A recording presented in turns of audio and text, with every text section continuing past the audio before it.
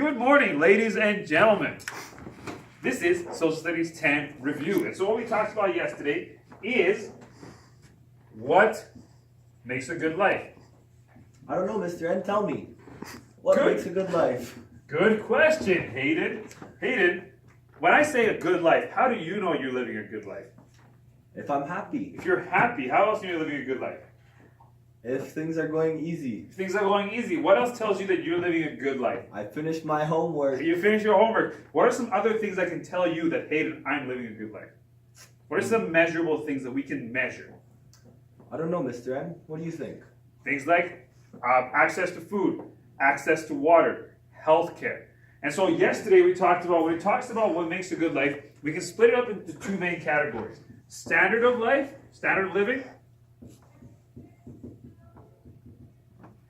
versus quality of life. And what's so different about those two things, Mr. N? Awesome, good thing you asked, Hayden. When you talked about being happy and being satisfied, you were talking about quality of life. When I'm talking about standard of living, what I'm talking about is measurable factors. What's that mean? So things that you can measure. So for example, access to health care, food, access to clean water, shelter, life expectancy, literacy. These are all things you can measure. So that goes into standard of living.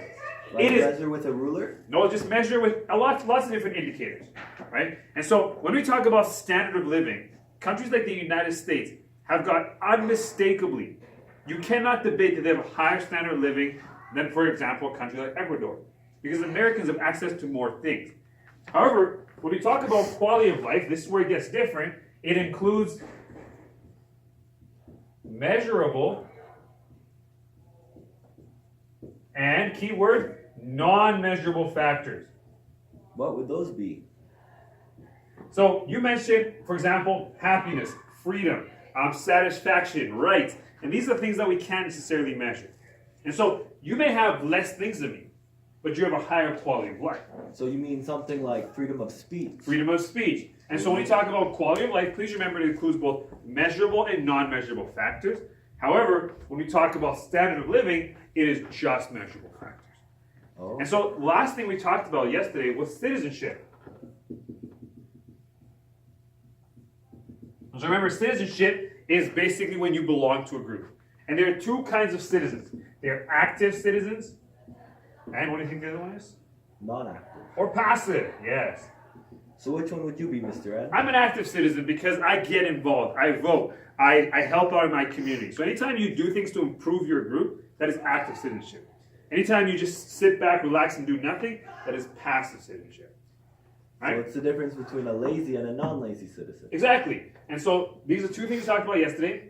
Review again. Citizenship is belonging to a group. There are two kinds of citizens. They're active, those who try to benefit the group, and they're passive, those who do nothing. And there's standard of living versus quality of life. Standard of living are things that I can measure. Quality of life are things that I can measure and things that I cannot.